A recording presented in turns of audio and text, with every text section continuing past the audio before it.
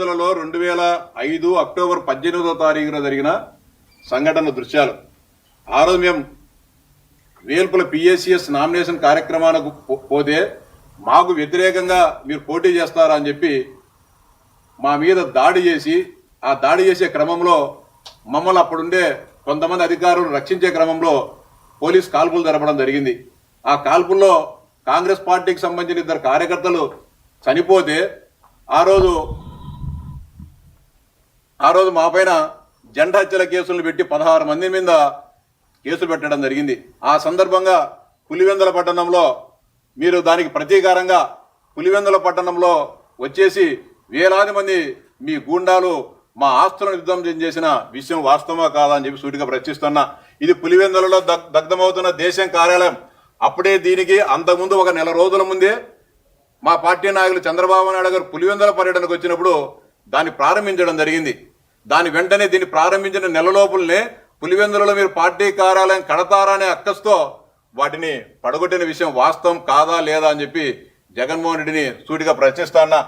అంతేకాకుండా ఆ రోజు మీకు పోటీగా అన్ని ఎన్నికల్లో ఉన్నామని చెప్పి అక్కస్తో మీరు చేసే ప్రజా వ్యతిరేక విధానాలు వ్యతిరేకంగా మాట్లాడుతున్నా అని చెప్పి పులివెందుల్లో ఉన్న నేను నివాసం ఉండే నా గృహాన్ని డైనమైట్ పెట్టి కాల్చి పొక్కులేళ్లతో నేలమట్టం చేసిన విషయం వాస్తవమా కదా? ఇవన్నీ సజీవ సాక్ష్యాలు. జగన్మోహన్ రెడ్డి ఈ రోజు కూడా ఆ ఫోటోలు మేము తీసి చేసేటి కాదు. ఆ రోజు అన్ని పత్రికలలో ప్రసార సాధనాలు వచ్చినేటి. అంతేకాకుండా ఇవన్నీ కూడా చేసి అదేవిధంగా నాగవర్ధన్ రెడ్డికి సంబంధించిన మా పార్టీ సానుభూతిపరుడు. ఆయన క్రియాశీలకంగా రాజకీయాలు లేడు. ఆయన మీద కోపంతో ఆయన ఇంటిని కూడా కూల్చివేసిన విషయాలు మేము మర్చిపోలేదు జగన్మోహన్ రెడ్డి. అంతేకాకుండా మెజిస్ట్రేట్ ఆ రోజు మెజిస్ట్రేట్ను ఇవన్నీ కూడా కాంగ్రెస్ నాయకులు దాడి చేయడంతో ఖాళీగా ఉన్న నాగవర్ధన్ రెడ్డి ఇల్లు కాంగ్రెస్ కార్యకర్తల ద్వారా ఖాళీ బూడిదగా మారిన దేశం జిల్లాధికార ప్రతినిధి రామగోపాల్ రెడ్డి ఇల్లు, కాంగ్రెస్ కార్యకర్తల దాడులు ధ్వంసమైన టీడీపీ కార్యాలయం, పులివెందుల టీడీపీ కార్యాలయం పొక్కులతో కూల్చేందుకు చేసిన ప్రయత్నంలో పడ్డ గోయి, ఇవన్నీ కూడా మీరు అరాచకాలు చేసి మళ్ళీ మా మీద మాట్లాడుతున్నారు. వేల్పుల్లో కాల్పులు, 2 కాంగ్రెస్ నేతల మృతి, ఇది పోలీసుల కాల్పుల్లో 2 చనిపోతే వాటిని మేము ఆ తుపాకులు తీసుకొని కాల్చామని చెప్పి మా మీద అక్రమంగా మీరు అత్యాయత్నం కేసులు పెట్టిన విషయం వాస్తవమా కాదా జగన్మోహన్ రెడ్డి అని చెప్పి సూటిగా ప్రశ్నిస్తా ఉన్నా. ఇవన్నీ కూడా పులివెందులలో అరాచకం. ఇవన్నీ కూడా ఆ రోజు ఇది ఆ సంఘటనకు సంబంధించి ఒక పులివెందుల మెజిస్ట్రేట్ను మేనేజ్ చేసి మేము చేయని తప్పుకు, మేము చేయని హత్యలకు ఆమె ద్వారా చనిపోయిన గజ్జల గంగిరెడ్డి అనే వ్యక్తితో తప్పుడు మరణ వాంగ్మూలం సృష్టించి చనిపోయిన వ్యక్తితో వేలిముద్ర వేయించి తప్పుడు మరణ వాంగ్మూలం సృష్టించేదానికి కారణమైన వ్యక్తి ఈ మహిళ కాంతిమతి అని చెప్పి మెజిస్ట్రేట్.